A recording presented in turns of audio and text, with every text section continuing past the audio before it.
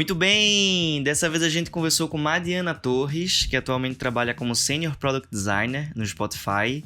Madiana hoje vive em Estocolmo, na Suécia, onde ela chegou para fazer o mestrado em Design de Interação, no Umeå Institute of Design, e por lá acabou entrando como estagiária no Spotify, ainda em 2016. Nessa entrevista a gente conversou bastante sobre os desafios de projetar interações fora das telas convencionais, para outras plataformas e outros suportes. Afinal de contas, o Spotify tem aí uma infinidade de integrações em vários tipos de dispositivos. E ela também falou sobre como que isso influencia nos seus entregáveis de design. Foi uma conversa incrível e que vocês acompanham agora completinha aqui no Design Centro. Vamos lá!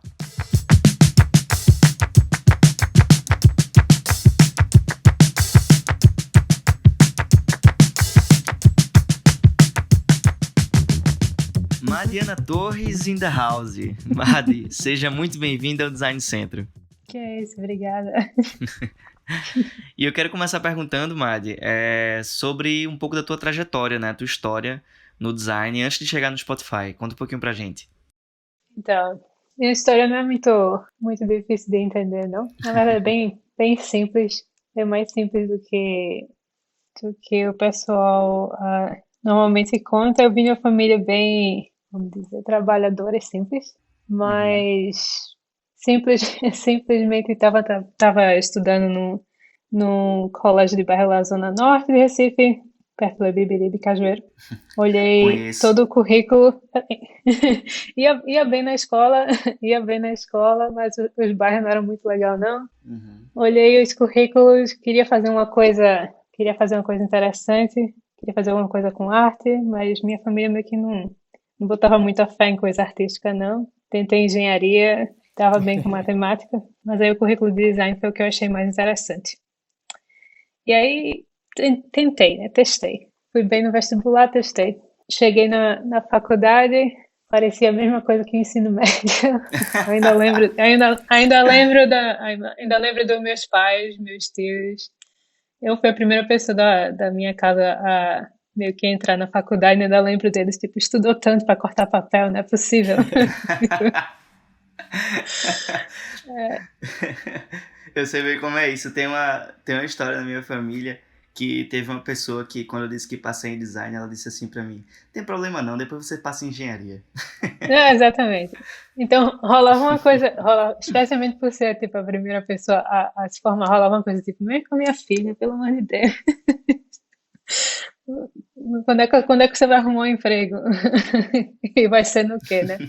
Então, meu primeiro contato com design foi, tipo, mesmo como é que eu vou transformar isso numa coisa útil? Qual a utilidade disso? Então, eu meio que tinha um amor e um ódio com as coisas que eu estava aprendendo, porque eu meio que escolhi de coração, Uhum. porque eu realmente gostava do currículo, eu olhei para o currículo e eu, tipo, tem arte, tem fotografia, tem matemática, tem as coisas que eu meio que gostava, mas ao mesmo tempo o entorno não parecia comigo. A galera que estava dentro da faculdade meio que já tinha todas as conexões, meio que já sabia onde é que ia trabalhar, os pais já Uhum. estavam dentro da faculdade, os pais eram ex-professores, e a galera já era filho de dono de gráfica, filho de dono de editora, e não tem nada a ver comigo, não era. Uhum. Eu não sei para onde é que eu vou com isso aqui. Eu vim aqui justamente porque eu gostava do meta e eu não entendia o prático. Uhum. E eu achei o digital como uma saída, porque era uma área que não estava construída ainda. Isso era tipo 2007. Mas na época eu Uhum. não sabia disso também, não. Então foi meio que numa virada de sorte mesmo. Eu estava olhando as outras disciplinas, todas eram meio mais dogmática, tipo, tudo mais estruturado, mas digital era meio que um samba doido.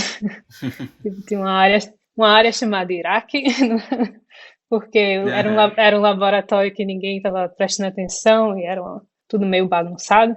E o digital era um negócio que ninguém sabia se ia dar certo ou não, se tinha gente investindo ou não, especialmente na faculdade, no meu caso na UFPE. Não tinha, embora outros lugares do mundo tivesse encaminhando e tivesse empresa apostando nisso, aqui em Recife, aqui o aqui na minha história, em Recife não tinha se formado ainda uma mentalidade de como Uhum. é que a gente ia lidar com isso, como é que a gente ia ensinar isso, como é que a gente ia aplicar isso. Então eu achei que era um lugar Não que, era ok, sólido, né? então eu posso chamar esse lugar de meu. Então vou pegar isso para mim, Uhum. vou estudar isso, vou estudar isso para mim. Uhum. Então foi meio que escolhi por causa disso, mais ou menos. E como foram esses primeiros passos, assim, que tu deu? Tu começou aí, tu falou que não tinha tanto espaço, assim, aqui em Recife ainda, né? Mas tu teve uma jornada que, antes de chegar no Spotify, tu passou por outras empresas e evoluiu na tua carreira como designer, já dentro do digital, né? Como foi isso, assim, a tua experiência até chegar aí no Spotify? Eu comecei, primeiro comecei com metendo a cara mesmo. Eu comecei por acidente, é, no caso da UFPE, foi meio que perguntando. Uma das vezes, toda vez que aparecia qualquer oportunidade de experimentar ou de ter tipo de iniciação científica que englobasse tecnologia, eu meio que estava lá levantando minha mão e tentando meter minha cara lá. A primeira foi essa com o NDT, com o Nokia, que eu meio que entrei na sala por acidente, eu estava tentando achar uma iniciação científica e aí, tipo, vai ter um aqui. Tipo, ok, eu vou entrar então. Cheguei lá e peguei o formulário, preenchi, tipo, era pra Nokia. Eu, ok. tamo, Uhum. tamo aqui, vamos junto. Porque era uma área que me interessava e era uma área que eu estava tentando meio que criar um espaço para mim, porque eu sabia que as outras áreas ia ser bem mais difícil para mim, para eu entender, ou pelo menos para eu me sentir em casa. E aí, todo mundo sabe a história, Nokia meio que não ficou muito tempo Pra no frente. mercado depois, acho que essa época era tipo 2019, 2009. Aham. Então, depois dali, eu fui para aplicar para outras empresas e outras agências menores que tinham experiência e estavam conectadas com a Nokia. No caso, foi I2, que foi quando eu conheci Vitor e outro pessoal que vocês já conversaram. E Uhum. depois de um tempo, eu comecei a trabalhar como freelancer também. E Uhum. foi quando eu tive contato com coisas mais relacionadas a celular e mídia móvel. E aí também publicidade, essas coisas. E isso me ajudou a entender não somente projetar, mas também produzir. Mas aí, até naquela época mesmo, design ainda era somente produção. Então a gente estava muito, especialmente para digital, estava muito perto de publicidade. Então, Comunicação, né? se a gente conseguisse fazer qualquer coisa, já estava bom. Eu ainda lembro que Verdade. meu primeiro projeto profissional, no meu primeiro trabalho, de fato, eu ainda fui pro banheiro chorar porque era tipo programar em ActionScript. Final do Flash.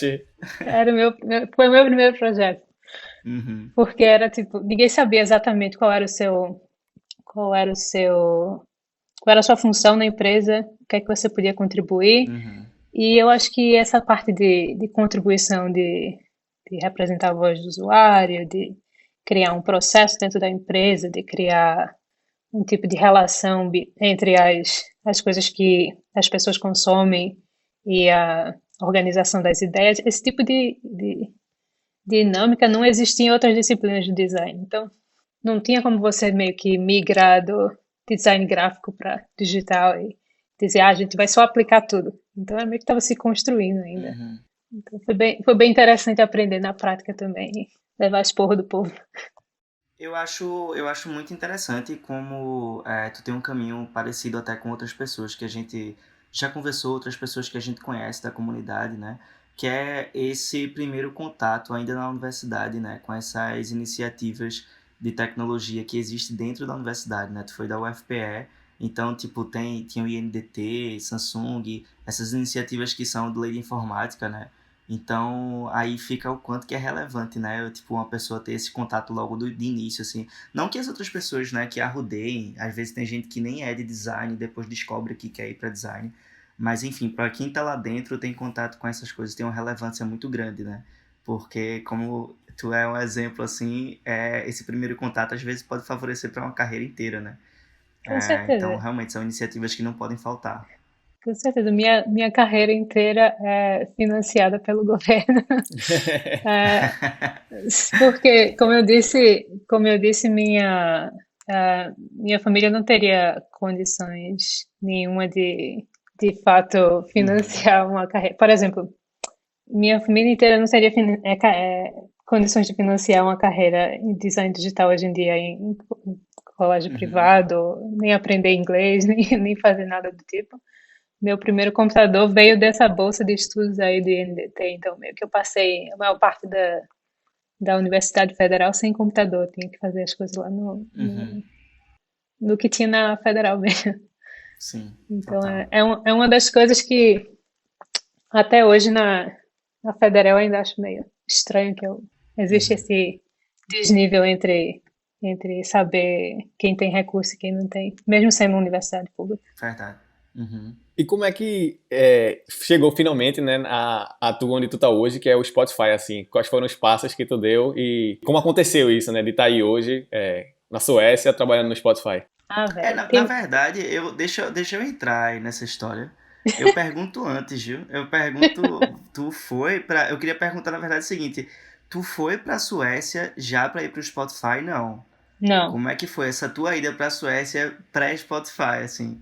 E depois já emenda na pergunta de Iago aí. Teve Queria mais saber como é que foi essa financiamento, tua transição. teve mais financiamento do governo. Então, depois de, então depois desse meu drama aí com I2 e NDT, passei um tempo trabalhando com freela, fui trabalhar em Manaus, aí voltei pra cá, trabalhei na Samsung por um Uhum. tempo, o projeto Samsung que era lá no Sim, e aí nesse vai e volta eu tava tipo só adiando minha formação, tipo, eu não queria concluir meu curso de jeito nenhum, porque eu tava trabalhando com digital, e aí apareceu Ciências Sem Fronteiras e eu decidi escolher uma faculdade aqui para terminar o curso. Tipo, assim, vai atrasar, então vamos atrasar com fé. E aí atrasei o curso para vir para cá. Uhum. Quando eu terminei aqui, voltei para o Brasil, terminei a graduação e aí apliquei para cá de novo e eles me aceitaram para terminar o mestrado aqui. Assim que eu terminei o mestrado aqui, eu apliquei para o Spotify para entrar como estagiária na época. Meio que porque eu não entendia exatamente como é que design funcionava aqui. Eu já tinha conhecido um pessoal do que tinha se formado na mesma faculdade que eu aqui, lá no norte da Uhum. Suécia. Eles tinham me falado que o Spotify era legal, mas ainda estava começando lá meu time. Então eu não, na minha cabeça, o que eu entendia do Spotify era tipo, é uma app que toca música, então eu meio que não tinha muito interesse na época, Uhum. 2016. Então, decidi passar só 6 meses aqui, gostei da experiência, então eles me contrataram depois dos 3 meses de estágio para ficar mais tempo. Então foi meio que Mari financiada pelo governo brasileiro. Uhum. Marca registrada aí do Brasil. Qual foi a universidade que tu foi fazer? No meu Institute of Design. ID. Aham. Então tu entrou no Spotify como estagiária do mestrado, né? Foi mestrado que tu foi ou foi outra pós? Foi o mestrado. Foi mestrado, né? Pronto. Agora a gente pode fazer a conexão com o que o Iago perguntou de como é que tu chegou aí nos, quer dizer, chegou como estagiária, né? E como é que foi como é que é o teu papel hoje no Spotify, né? Como é que foi esse teu desenvolvimento de estagiária até tu chegar onde tá hoje, né? Quais os caminhos que tu foi seguindo ali, se foi sendo uma designer mais generalista, ou focando em alguma área, como é que foi essa tua história aí dentro do Spotify já? Pronto. Então, quando eu já tinha feito o mestrado, na verdade, quando eu fiz a decisão de vir para cá, pelo Ciências Sem Fronteiras, para o mestrado, eu já estava tentando ir para o digital de uma maneira diferente, tanto em mudar os métodos de trabalho, quanto ter mais interesse em trabalhar além de celular e app. Estava pensando em trabalhar mais com hardware, e por isso que eu escolhi a faculdade que eu escolhi, porque eu queria trabalhar mais com sistema, com serviço de maneira mais complexa e também trabalhar com hardware. E aí, Spotify, eles meio que já sabiam que eu tinha experiência de trabalho anterior, então eles lidaram com o estágio mais como uma maneira de me apresentar à empresa. Então eu fiz estágio com um time na época era um grupo chamado Premium, onde eu fui estagiária do Raul, e ele era um diretor que meio que queria que a gente criasse uma visão de como o Spotify evoluiria em 5 anos. Então era mais uma coisa de visão mesmo estratégica para a empresa, e você tinha que meio que trabalhar numa tese por 3 meses. E aí o estágio era praticamente nesse nível. Você tinha que trabalhar com os recursos da empresa e apresentava essa tese. Mas nem todo estágio é assim. Cada estágio, dependendo do que você quer fazer, você apresenta o que você quer fazer e eles meio que te alocam para o time. Então, se você é uma pessoa que trabalha muito com detalhe visual, e você trabalha com Apple, você é um service design, você trabalha somente com serviço, então você pode escolher o time que você está aplicando. Uhum. Então, o processo mudou muito. Isso foi, 5 anos atrás. Quando eu cheguei, só tinha mato. Então, então, o processo foi bem flexível, eu achei bem legal nesse sentido, porque eles meio que sabiam que eu estava lá meio que explorando, sem saber exatamente qual seria o time que eu ia me encaixar. Então, eu cheguei e continuei nesse time por uns 2 anos, e aí eles sabiam que eu tinha mais interesse em hardware, eles sabiam que eu tinha mais interesse em experiência de serviço mais complexo, e aí eu mudei para o time que eu estou hoje, que é o time de hardware, home computer, home consumer, difícil traduzir agora, home consumer electronics, que é mais o time de hardware para casa, né? E qual é o teu papel hoje no Spotify assim? Conta um pouco do que tu faz hoje e qual é o teu papel nesse time? Qual é a tua contribuição e qual é o tipo de projeto que tu faz, né? O que é que tá embutido na produção desse time? Tá, então existe a parte do Spotify chamada Core Experience, que é tudo relacionado ao aplicativo de celular. Vocês conhecem hoje, usam hoje Android, iPhone. Uhum. E também os conceitos mais relevantes que são lançados primeiro nessas 2 plataformas. E existem as plataformas que a gente chama de ubiquidade, que é desktop, speakers, TV, carro, voz, então todo o resto que não é celular. E aí dessas plataformas que não são celular, eu trabalho com as que são relacionadas a uso doméstico de casa. Então eu sou senior product designer, então eu lidero projetos na área de casa. Então a gente faz pesquisa sobre como as casas variam e como as pessoas interagem dentro de um ambiente doméstico, como as pessoas usam música e áudio no ambiente doméstico. Tem interação com voz, tem interação com speaker, smart speaker, com speaker burro também. Tem interação com TV, tem interação com gaming consoles, por exemplo, se você está jogando videogame com música tocando, se você está jogando videogame com música integrada, se você está interagindo com uma festa, com um monte de gente, ou só você sozinho, se você mora sozinho, você e seu gato, seu cachorro. Então, tem toda essa dinâmica e todas essas variações de uso e contexto que o pessoal que está trabalhando com o aplicativo mobile não se preocupa agora. Então, a gente meio que foca nisso para poder ajudar a evoluir a experiência do Spotify. Uhum. E como é que é a relação dos designers dentro do Spotify, né? Quais são os tipos, divisões de designers? Vocês se dividem em squads? Existe alguma lógica de organização, assim?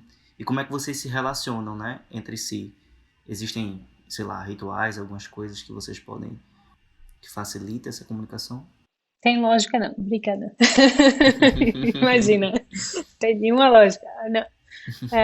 A gente tem um plano de carreira bem organizado, que é uma das coisas que mais me deixa feliz de trabalhar aqui. Então, a gente tem um plano de carreira para quem quer ser gerente e trabalhar com pessoas, e tem um plano de carreira para quem quer ser individual contributor. No meu caso, o pessoal que gosta do lado prático, tipo, eu gosto de trabalhar e meus clientes são as pessoas, não são os times. Uhum. E dentro do Spotify existem vários tipos de designers também. Então eu sou o que eles chamam de product designer aqui, que é normalmente a pessoa que trabalha, faz um pouquinho de serviço, faz um pouquinho de visual, então faz um pouquinho de quase tudo, mas não é generalista, mas chega a fazer um pouco de quase tudo. Mas tem os especialistas, tem um pessoal que faz só visual, tem um pessoal de editorial que faz somente a expressão visual de áudio, trabalha com os artistas, tem o pessoal que faz operações, tem organização do time Uhum. também. Tem o pessoal que trabalha com branding, que é completamente diferente do que a gente faz. Tem o pessoal que trabalha com UX Writing, que é somente tudo que está escrito, texto. E tem o pessoal de Prototyping, que é o pessoal que trabalha com prototipação, tanto em tela quanto em hardware. Então, a estrutura e o plano de carreira não tem hierarquia entre eles, mas tem uma hierarquia de tamanho de responsabilidade. Então, quanto mais sênior você é, maior o projeto que você pega. Uhum. E a gente tem uns rituais meio que de mais para mostrar trabalho, para ter ideia de, para ter uma ideia do que é que Uhum. está acontecendo, porque tem tanto trabalho, tem tanto projeto que fica difícil meio que acompanhar o que está acontecendo na empresa toda. Então, os rituais são meio que uma crítica interna do time, para o pessoal meio que dar opinião nas coisas que são da sua área de conhecimento, mas eles tentam não fazer tudo muito rígido, não. Eles tentam deixar mais solto, ter poucas que são realmente oficiais e ter umas regras do tipo, olha, vamos manter uma quantidade X de rituais para fazer com que tudo que seja lançado pelo menos tenha uma visibilidade grande e não ter tanto erro na hora que cai Uhum. na mão das pessoas, né? Sim, faz todo sentido. E ainda relacionado a esses pontos de as variedades de designers que tem, né? Como funciona a distribuição deles nos times? Assim, tu trabalha num time que tem outros designers de categorias diferentes da tua. Para cada time tem um designer de uma especificidade dessas que tu falou. Como é que essa relação assim de tipo os designers que são pingados pelos times? Tem coisa que eu não posso lhe dizer não, mas mas normalmente o que a gente, especialmente se você é mais sênior, se você acha que você precisa de um especialista, você tem como pedir. Por exemplo, atualmente eu estou trabalhando num projeto que precisa muito de protótipo, então eu posso pedir mais recurso para ter mais gente que trabalha com prototipagem. E aí chega mais gente com prototipagem. E Uhum. aí faz parte do tipo do teu papel como designer, conversar com o pessoal, seja teu gerente ou o resto do pessoal de produto, e dizer, tipo, acho que precisa de mais gente nesse projeto por causa disso, disso e aquilo, e aí vem um pessoal que é mais especializado.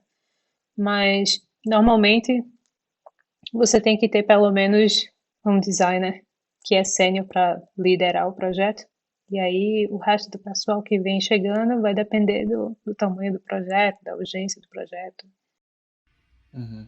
Trabalhar em um produto grande, assim, implica em muitas questões de alinhamento, né? Entre equipe e tudo mais. E o Spotify, como é um produto universal, assim, tanto do ponto de vista geográfico, né? Onde ele está presente, quanto do ponto de vista do público, né? São pessoas de várias idades, enfim, de vários locais, que têm vários gostos. Como é que vocês fazem, né, para estabelecer, sei lá, personas, por exemplo, se é que estabelecem personas, se trabalham com esse tipo de metodologia, né, e para alinhar esses dados, né, essa consolidação desses dados que vocês coletam, tanto de personas como dados de pesquisa, com o time todo, sabe? Como é que é A esse gente desafio aí? A gente tem um time de operações, tanto de design quanto de pesquisa, e a gente tem um time de pesquisa gigante, maravilhoso também, que ajuda bastante. Então, por exemplo, agora a gente lançou, acho que já deve ser oficial, provavelmente vai ser oficial na hora que o pessoal ouvir a gravação. A gente já lançou Uhum, Spotify nos mercados novos, então antes de lançar tem todo um processo de pesquisa na cultura visual do lugar e provavelmente isso que é um processo que a gente espera que se repita mais e mais de maneira mais ah, detalhada sobre como o pessoal se comunica, como é que o pessoal prefere se comunicar também, para para meio que adaptar os produtos e adaptar a maneira que certas coisas são representadas no aplicativo. E isso que é. Agora que a gente está mais virtual, tem tido certos desafios no começo, mas agora meio que todo mundo que entrou num ritmo melhor, que é compartilhar isso no que a gente chama de town hall, são esses rituais de mostrar para todo mundo a pesquisa que foi feita e mostrar os documentos lá para todo mundo meio que se alinhar. Porque aí uhum. quando essa pesquisa é feita com antecedência suficiente, meio que o trabalho está quase só cobrir os pontos e fazer o seu dever de casa, fica bem mais fácil. E aí todos os times consomem dessas equipes assim de Ops e de Research que tem no Spotify. Então eles compartilham e os times consomem o conteúdo que eles geram para suas respectivas atividades, é isso? O ideal seria que sim, a gente não tem uma, não tem uma polícia da pesquisa, mas a gente também tem um trabalho bem grande com soundcheck, que a gente chama, que é o trabalho de teste de usabilidade, teste de acessibilidade. Então, está sempre indo por revisão todo o trabalho que a gente faz, e a gente está sempre voltando toda vez que a gente lança qualquer produto, toda vez que a gente lança qualquer feature, para avaliar se depois da novidade sendo lançada, se ela está sendo realmente que utilizada, porque sempre tem esse efeito depois de qualquer coisa ser lançada. As primeiras duas semanas sempre é novidade, tá todo mundo usando. Depois que aquele efeito passa, a gente quer ver se realmente o pessoal tá ainda entusiasmado, se ainda faz sentido. Uhum. E sobre o processo de design em si que vocês utilizam? Tipo, existe um processo ou um guia do Spotify ou ele é mais individual de cada designer? E como é que funciona assim as pessoas terem conhecimento desse processo e estarem alinhadas com a forma como ele acontece?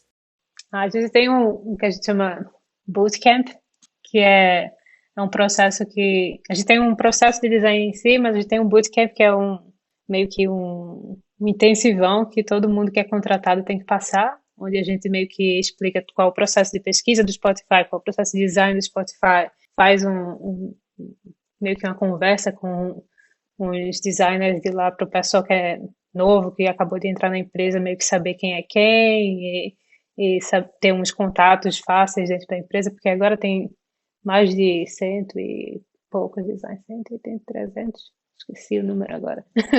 Tem uma quantidade grande de design agora, que de várias áreas diferentes, então, para deixar o pessoal menos isolado. Então, tem sempre esse processo bem mais, meio que alivia a entrada do pessoal na empresa e faz com que o pessoal seja comece a ficar mais morno para todos os processos e métodos, porque essa história de processo e método é interessante, mas a questão é que vão ter muitos e não vai ter um que é perfeito para tudo, dependendo da área que você trabalha.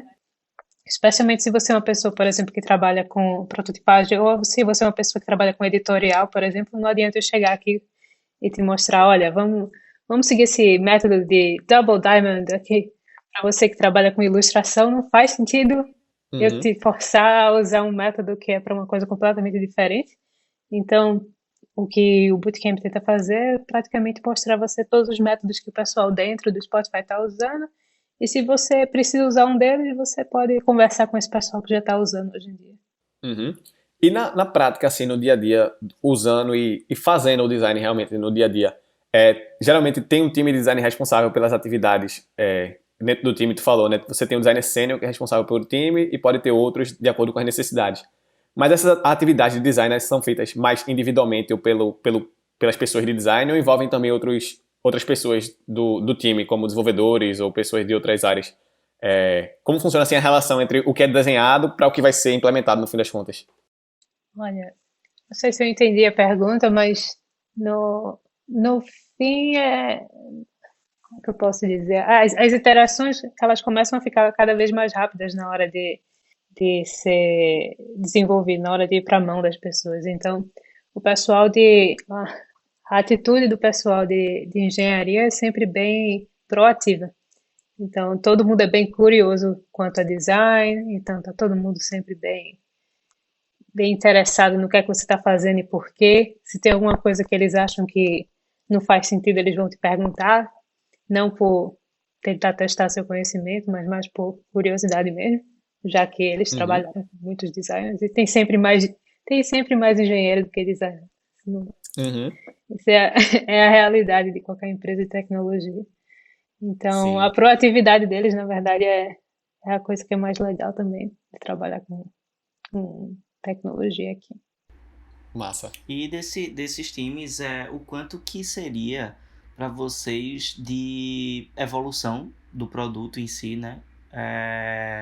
Novas features e tal, e o quanto que seria de criação de novas propostas, né? O Spotify a cada dia lança um novo serviço, né? Principalmente agora a gente tem visto aqui no Brasil abordar muito a questão de podcasts e tal. Até o próprio Anchor, né? Que é onde o nosso podcast está hospedado, ele foi comprado pelo Spotify. Então, assim, existe sempre esse lançamento, né, constante de novidades, assim. Então, o quanto que do trabalho de vocês, assim, pode falar pela sua própria realidade, né? Não sei se o Spotify como um todo, mas eu queria saber um pouco disso, do quanto que é essa atualização do produto, de novas features, e o quanto que é de novidades em relação aos novos serviços, né? Olha, não tem um momento que é calmo e sem novidade. Aham. Ah, eu acho que tem sempre coisa nova, especialmente em coisa relacionada com mídia, cultura, entretenimento, arte. Eu acho que faz parte da indústria ter sempre coisa ter sempre coisa nova, e eu acho que é saudável também ter sempre coisa nova. Eu acho que se você trabalha com qualquer coisa artística, você quer sempre ser meio que desafiado. Imagina você trabalhar com coisa artística e, tipo, os artistas querem um serviço, tipo, um serviço de banco, que tá do Sim. mesmo jeito há 20 anos, tipo, um banco central. Então, faz parte do serviço de... Eu não posso nem falar isso, né? Porque no banco tá aí, tá na minha cara. E, e, e aí, eu acho que faz parte. O problema é que isso também causa um certo desgaste, né? Porque tem muita de coisa que você também quer consertar Uhum. e manter num estado saudável. Então, o equilíbrio é justamente entender quando você tem que desacelerar e, na verdade, prestar atenção nas coisas que você quer manter do jeito que tá, nas coisas que você quer melhorar e quando você quer, na verdade, prestar atenção numa tendência nova, porque você também não pode seguir qualquer tendência. Nem toda tendência vai pegar, nem toda tendência vai durar por tempo suficiente. Vocês coletam muitos insights da própria comunidade, assim. Eu vejo que o Spotify, ele também é ativo, né? Existe o próprio blog de design, né, do Spotify e tudo mais. Existe o blog do Spotify em si, né, sem ser o blog de design. E existe essa interação com o público, assim. Vocês coletam muitos insights para features, para melhorias a partir dessa comunidade? Sim, a gente tem um blog chamado Community, que Uhum. é onde fãs podem mandar features também. E tem claro, também o blog dos artistas também, que eles mandam Uhum. sugestão de features, mas é mais relacionado aos produtos deles também, dos artistas. Entendi. Uhum. Tu comentou antes sobre essa questão das novidades, das funcionalidades que já existem e tal. Aí tu falou, tipo, depois que lança uma nova, tem meio que um tempo ali de você, vai estourar ali porque é coisa nova, mas depois vocês querem monitorar se, tipo, continua sendo usado, se ainda é útil, como é, né? O quanto é esse tempo, assim, qual é a atuação de vocês nesse tempo, assim? Tipo, uma vez lançada a feature, qual é os próximos passos e por quanto tempo esses próximos passos duram? Tipo, a gente vai ficar traqueando analytics, a gente vai ficar é, fazendo, enfim, iteração do design, como é que funciona?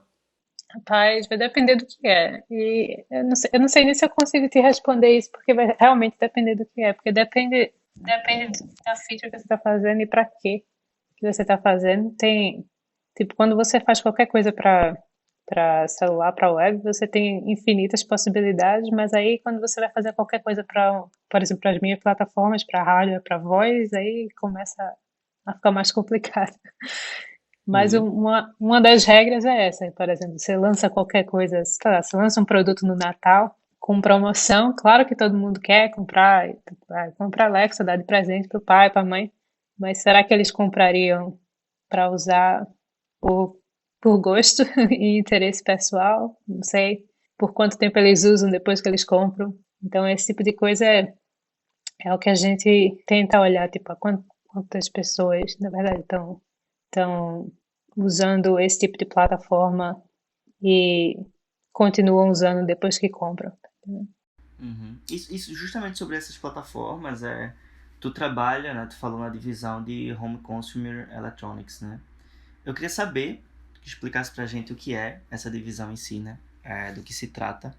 E quais são os desafios de trabalhar, né, nessa divisão do Spotify. Então, como eu falei, um Consumer Electronics trabalha com tudo que é dentro da casa da pessoa, né? Então, os desafios, especialmente para design, é que as interações são muito mais complexas porque elas mudam conforme o contexto. Então, o senso do que é privado e do que é público começa a mudar também. Tipo, você não tem, diferente do celular, você não tem essa sensação de tipo, o celular é meu, eu posso personalizar tudo que tudo que eu comprei, esse objeto de desejo é só meu, tudo que está aqui dentro tem a ver comigo e eu só tenho uma superfície, que é a tela, e eu trabalho tudo em 2D, mas ao mesmo tempo você mexe com os sentidos de uma maneira diferente. E é tão engraçado porque a gente começou a projetar como designer em geral, com botão e coisa física há muito mais tempo do que a gente começou a projetar com coisa abstrata, que é tipo, esse botão metafórico que é um quadrado, na verdade. Então a gente tem muito mais experiência e como pessoa com coisa física do que com coisa abstrata, mas ao mesmo tempo a tecnologia não é tão avançada com essa mistura de digital e físico. Então, os desafios, na verdade, são testar as ideias, porque eu posso tentar descrever com palavras aqui, mas vai ser muito difícil eu tentar te fazer imaginar como seria escutar a música que tu quer, ou falar, ou Uhum. pedir para, sei lá, um assistente virtual tocar uma música e a música que você imaginou, a música que o algoritmo escolheu tocar. É uma coisa que você tem que meio que passar pela experiência para entender e meio que me responder se você gosta ou não. Mesma coisa se Uhum. tiver duas ou três pessoas na sala, se você se sentiu constrangido ou não com a resposta, se você relacionada à TV ou se você tem algum tipo de restrição de movimento para não usar o controle remoto, essas coisas. Esse tipo de coisa você não pode somente descrever, você tem que realmente ver e meio que projetar com esse tipo de restrição e, e mostrar para as pessoas como é que funciona. Você não tem como somente descrever por cima e fazer um mock-up na tela. Então, meus Uhum. desafios é que, tipo, nenhuma das ferramentas novas da moda de design não tem como eu fazer um mock-up no Figma de como é que um assistente de Uhum. voz, um algoritmo e machine learning responde para esse tipo de situação, tá entendendo? Esse ponto que tu falou é muito interessante, porque eu acho que hoje em dia, que nem tu falou, né? Quando a gente pensa em produto digital, vem logo na cabeça um app ou então um produto web e uma É. interface ali, né? Uhum. E tu trabalha com uma coisa mais intangível. É, quais seriam os teus entregáveis, então? Porque quando a gente fala nesses produtos que eu falei, né, é muito simples a gente pensar em interface, protótipo, ou até questões de projeto, né, que antecedem isso. Mas como são teus entregáveis, assim, os artefatos que tu produz para esse tipo de plataforma? Diagrama, vídeo, apresentação. Eu já entreguei uma. Acho que um dos meus pitches uma vez foi chamar uma galera para uma sala. Teve então a gente trabalha numa área chamada Partner in Platforms, que é normalmente a integração do Spotify com outras empresas. Como eu disse, como a gente trabalha em Home Consumer Electronics, a maior parte dos electronics não são feitos pelo Spotify. Então, tipo, a gente tem que conversar Uhum. com a galera da. A gente quer fazer uma integração com PlayStation, então a gente tem que conversar com o povo da Sony. A gente vai fazer integração com o Smart Speaker lá, a gente tem que conversar com o pessoal da Google. Então, uma dos meus entregáveis uma vez foi chamar o pessoal para uma sala, fazer uma demo e sair andando pela sala, tipo, mostrando para o pessoal como é que ia ser a demo e era tudo fake.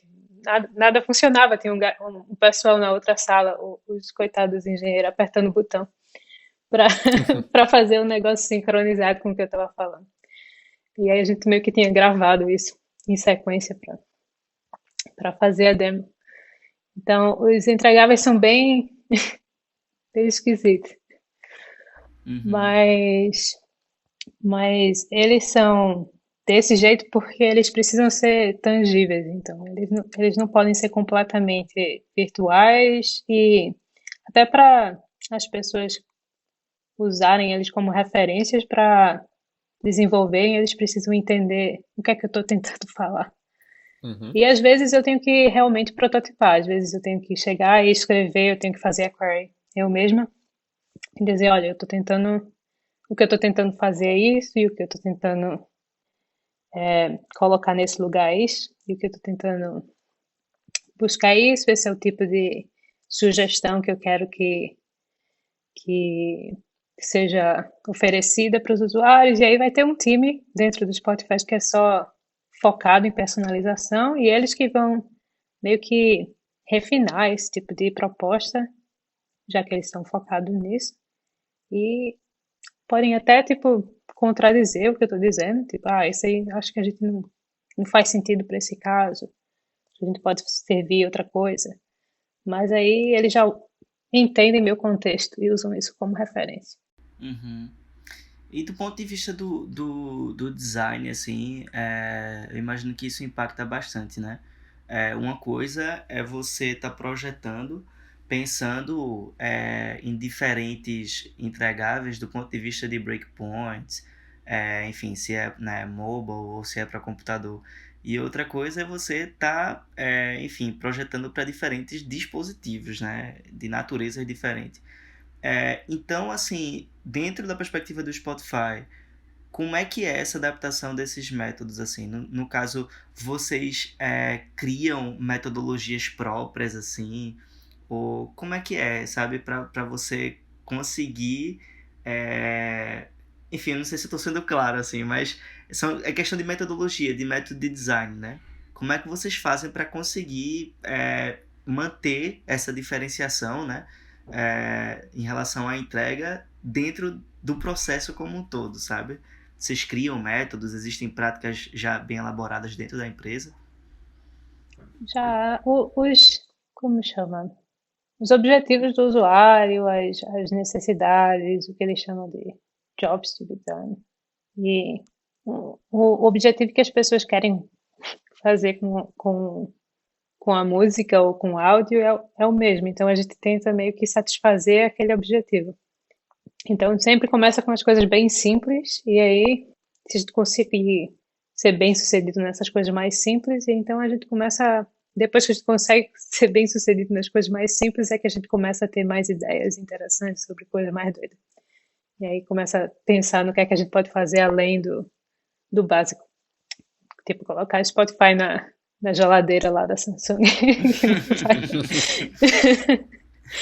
Mas aí, tipo, o principal é cobrir a parte mais básica do conteúdo, que é tipo, eu conheço Spotify como usuário na app, eu vejo Spotify desse jeito na app, eu escuto essas coisas como sempre.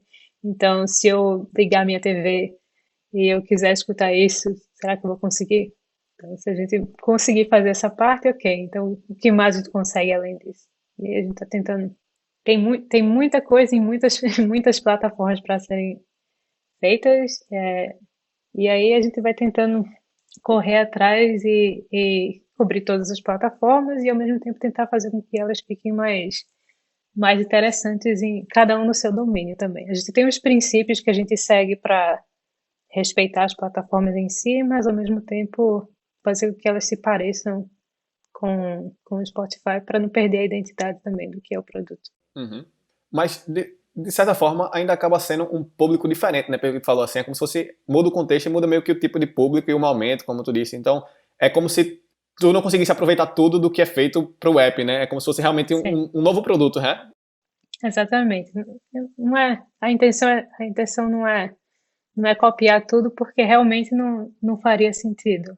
Uhum. Massa. Eu queria entrar num ponto, Madi, que a gente tem visto surgir um debate na comunidade, ainda bem que esse debate surge, que é sobre as questões sociais e identitárias relacionadas ao design, né? E o Spotify, ele está inteiramente ligado a isso, tanto do ponto de vista de design, mas também do ponto de vista do que ele entrega como serviço, né? é um serviço que mexe com cultura, que mexe com, enfim, a sociedade e as identidades das pessoas, né? E a gente tem visto também uma movimentação do Spotify em algumas publicações nos blog posts, né, e tudo mais, relacionado justamente a isso, a essa decolonização e descentralização, né, do design da perspectiva somente europeia, apesar do Spotify, né, ser da Europa. Então, eu queria que tu falasse um pouco mais de como são essas iniciativas, em que elas se traduzem na prática, né? E como é a tua atuação e o teu pensamento pessoal em relação a isso. Obrigada por começar a falar sobre isso, porque é um assunto que eu tenho muito no meu coração, especialmente agora. Aham. Mas desde o começo da minha passagem pela faculdade, vindo vindo para cá especialmente, e começando a trabalhar em outras empresas, tipo, eu não cheguei a mencionar na minha trajetória, mas trabalhando para uma empresa finlandesa no começo, trabalhei para brasileira, depois trabalhei para coreana, depois fui trabalhar para uma empresa americana, aí vim para uma escola europeia de design.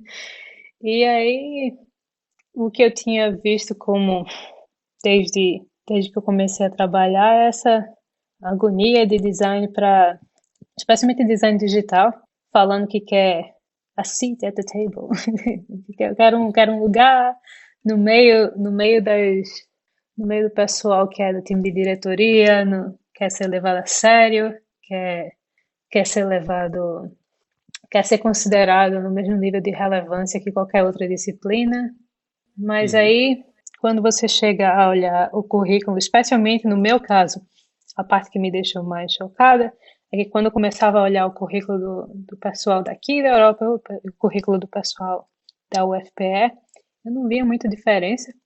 Eu começava a ver que existia essa cultura estabelecida que tipo design europeu era superior e era meio que conflitante com a experiência inclusive que eu tive na Samsung, porque enquanto eu estava estudando design na Federal, eu lembro que existia vários conflitos, eu acho que até o Vitor pode lembrar isso também, sobre o que era considerado esteticamente bonito. E a gente ficava nessa confusão, porque os designers coreanos não gostavam do que a gente estava produzindo, e a gente não entendia por quê.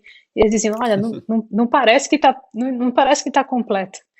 E era simplesmente duas escolas de pensamento. Existia, a gente foi treinado e a gente ainda é treinado com essa ideia de que design superior, design europeu é superior, especialmente design modernista europeu é Uhum. superior. E existem esses problemas fundamentais, eu estou simplificando muito, mas esses dois problemas fundamentais, que é essa parte de modernidade, capitalismo, tudo junto, modernidade e colonialismo, que é estabelecer tipo design europeu como superior, e aí vai tudo junto. Não somente design, mas método de design, etnia, europeia superior, escola de pensamento superior, racismo, tudo junto. E capitalismo é tipo, a gente começa a estudar design como maneira de, como chama? Resolver Pregar. problemas e ajudar as pessoas. Justamente, maneira de pregar que que vem dessa escola de pensamento é o melhor, tudo que é bonito e desejável é aceitável. Então, define o que é que você tem que gostar e o que é que você não pode gostar. Tipo, o que é artesão não é designer, mas campana é designer, esse tipo de coisa. Tem até assim, a gente fala muito, né, sobre a herança das 10 leis, né, de Dieter Rams. E as 10 leis, ela começa falando sobre o bom design, né, que o bom design pressupõe isso, o Né? bom design pressupõe aquilo. E, assim, o próprio termo bom design, ele justamente já pressupõe uma arrogância, né, de que sou eu que estou querendo dizer, né, da perspectiva, né, ali de uma certa escola Não é? de pensamento alemã, que vai dizer o que é bom, né, e o que é ruim. Só que é exatamente, é como você está dizendo, né? O bom design para ele pode não ser para pessoas de uma certa localidade, né?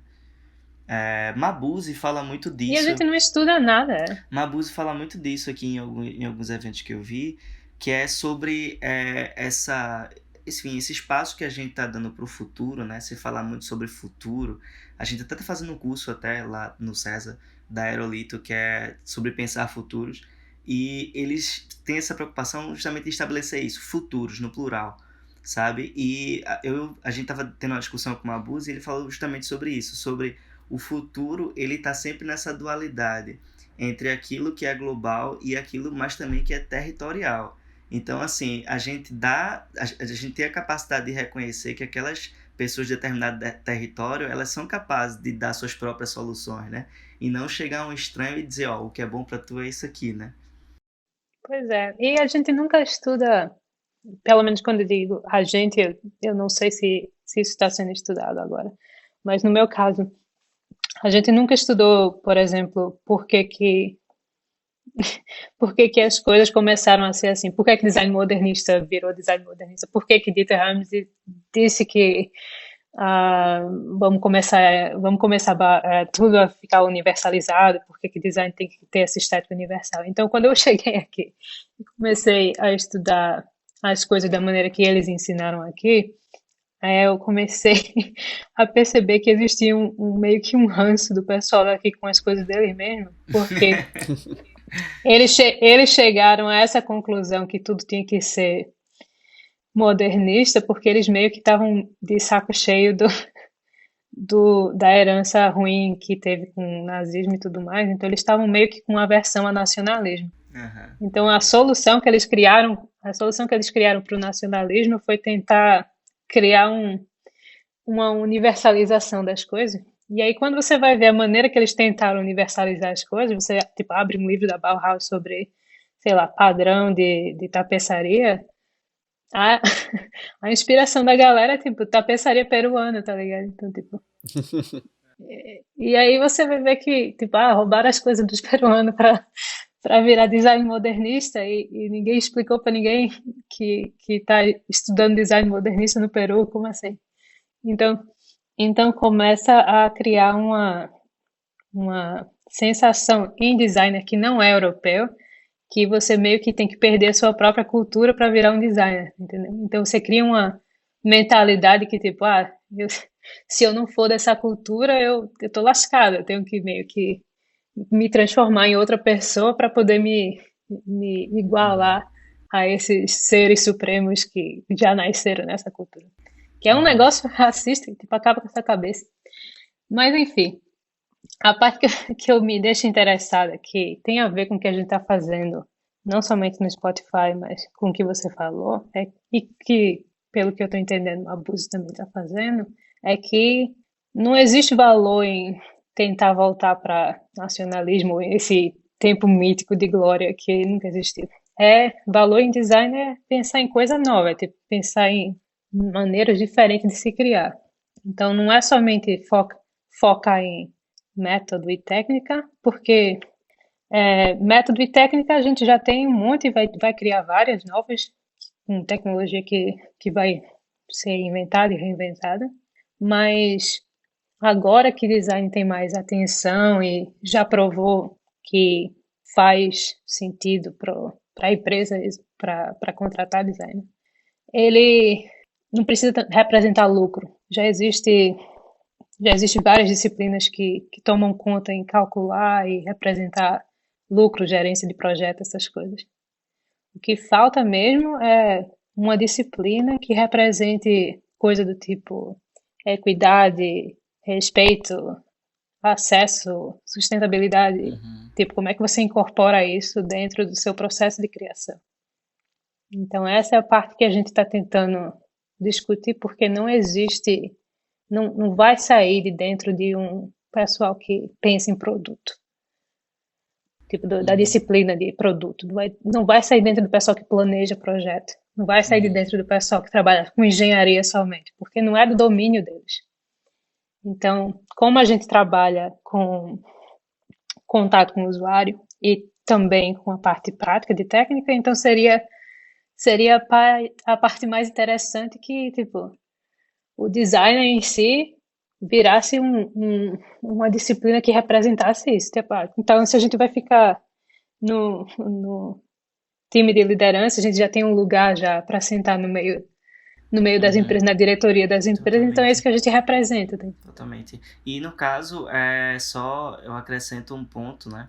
Que isso só é possível chegar nesse patamar, né? Se houver justamente esse entendimento, não somente de compreender essa demanda por si só, mas de agir, né? Então, contratar pessoas que são dessas diferentes etnias, né? Que conhecem diferentes realidades para dentro do projeto, né? Então, incorporar essas pessoas. E também do ponto de vista de usuário, né? De, enfim, conversar com usuários que não fazem parte somente daquela bolha ou daquele grupo centrado ali, né? Mas trazer os diferentes, né? Que na verdade, enfim, diferentes do ponto de vista de quem, né? Mas trazer todo mundo para dentro de todo esse processo, né? Que eu acho que aí a gente consegue alcançar, enfim, entregas melhores para todo mundo, né? Pois é, criar massa crítica é um dos pontos que é o mais importante. Tem tanta coisa que poderia ser resolvida, especialmente em tecnologia com massa crítica, que não é somente contratar uma, Isso. duas, três pessoas, é contratar as pessoas em todos os níveis da empresa e criar um ambiente na empresa onde elas se sentem confortáveis para expressar as opiniões sem sentirem que vão Uhum. receber nenhum tipo de opressão ou rejeição, né? Por exemplo, um exemplo bem popular que o pessoal gosta de mencionar hoje em dia é que não existia nada relacionado à saúde feminina no Apple Health, porque não tinha mulher no time de Apple Health, tipo, anos. E a galera, Uhum. tipo, ninguém nunca falou em ter nada relacionado à menstruação no Apple Health. Tipo, peraí, tipo, é metade da humanidade, tá ligado? Então, tipo, É engraçado isso, porque a base da ideia do design, das primeiras coisas que a gente aprende, é design não é pra você, é pro outro, né? Mas parece que ano, passa década, mas ainda assim acaba sendo você tá desenhando pra pessoas. Não é você, mas é o cara que é igual a você. Então, até que exatamente. ponto você tá realmente. Tipo, já tá lá, né? Já tá escrito, tipo, o design é pro outro, vejo o outro, entendo o outro. E ainda assim parece que os produtos continuam tendo. A gente vê casos, sei lá, de produtos racistas, né? Que são produtos que têm algum tipo de identificação na pele que não funciona para pessoas negras e coisas desse tipo. Então, já está lá, escrito há muito tempo, a gente já sabe, a gente já perpetua esse discurso de que design é para o outro, que tem que incluir outras pessoas, mas produto a produto a gente vai vendo que isso não é necessariamente aplicado de forma ubíqua, né? Pois é, porque bias não é uma coisa que você que você consegue evitar nunca. Então, se você não tem massa crítica, se você não tem tempo no seu processo para aplicar esse tipo de reflexão, para meio que verificar. Se você está nessa na mentalidade, tipo, eu quero fazer tudo o mais rápido possível e eu só vou contratar Uhum. gente que se parece comigo, então você nunca vai ter tempo para perceber essas coisas. E é a maneira que tech tem, tipo, funcionado desde que começou, né?